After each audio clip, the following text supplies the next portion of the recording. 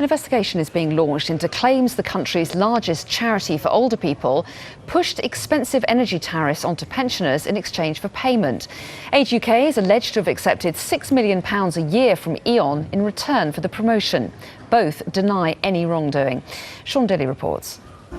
We provide a range of services to help them keep warm and well in winter.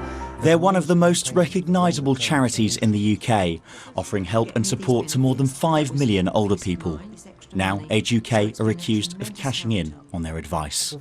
According to the Sun newspaper, E.ON paid the charity at least £6 million each year in return for them recommending expensive energy tariffs to their clients.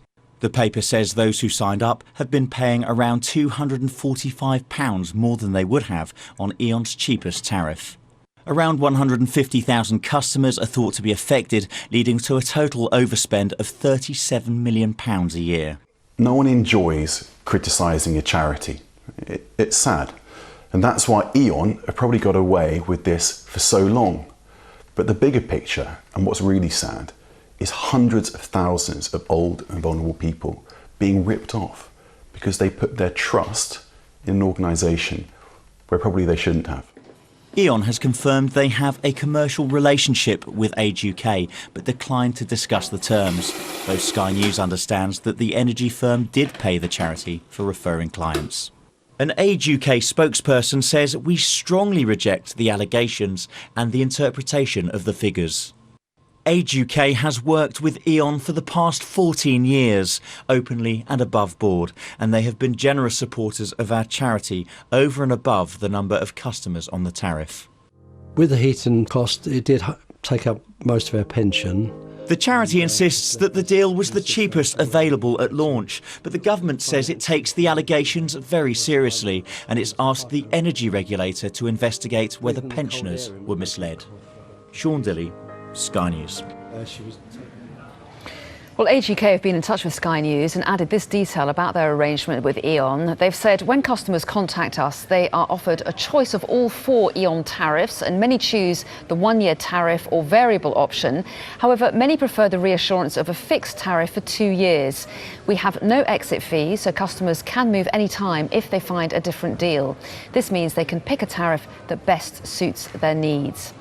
Well, let's talk about this a little bit further. George Frost founded the website iChoosr's, which aims to help people choose a cheaper tariff. He joins us now live from Edinburgh. Welcome to you, George Frost. Thanks for talking to us. So Age UK denies the allegations being made, and whatever their relationship with E.ON, would you say this story does highlight at least how hard it can be for some people to try to find the best energy deal for them?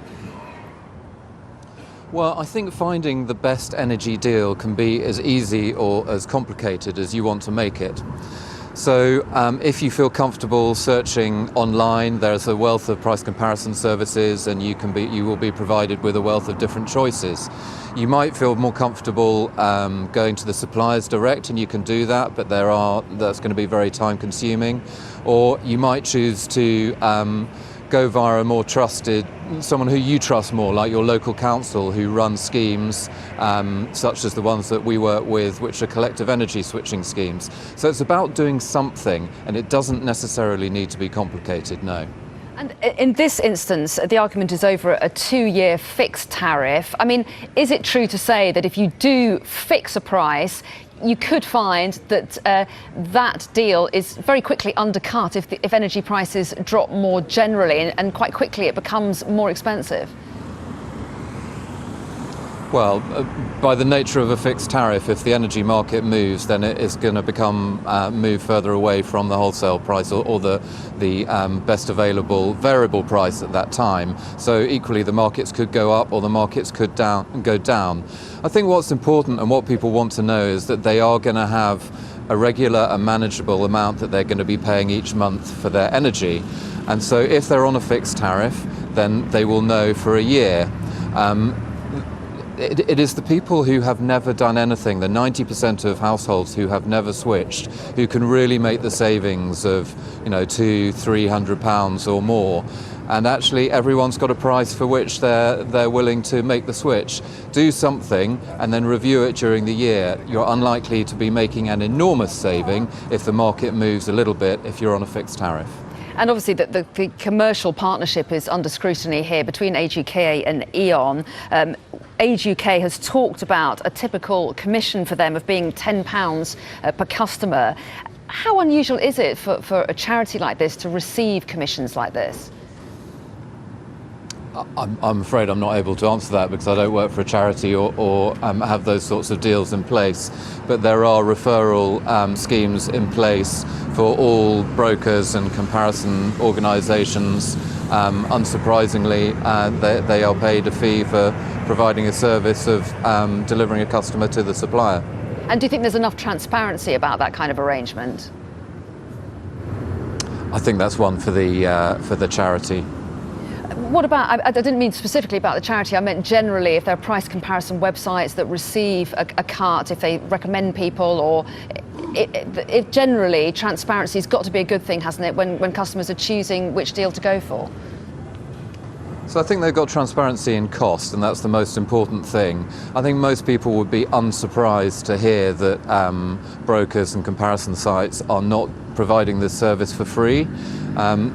There are organisations who are helping people save many hundreds of pounds, and I don't think it's unreasonable that they should be paid a small fee for the amount of work that they put in to help people do that. People aren't obliged to use these services, they choose to use these services. And so how often would you advise people review their energy deal, that they shop around? How regularly should they have a look? Well, for many people, it's not something that they want to do all of the time, and many of the best deals at the moment are for 1 year fixed deals. And as I mentioned earlier, if you get yourself off the standard variable rate, you're going to make a good saving to get down onto one of the better rates, and then look at that in a year's time. If there is a seismic shift in prices and the market drops enormously, then you might want to have a look at the terms and conditions of your contract to see if there is an exit penalty to leave that 1 year fixed contract early. OK, George Frost from iChoosr, thanks very much indeed. Thank you.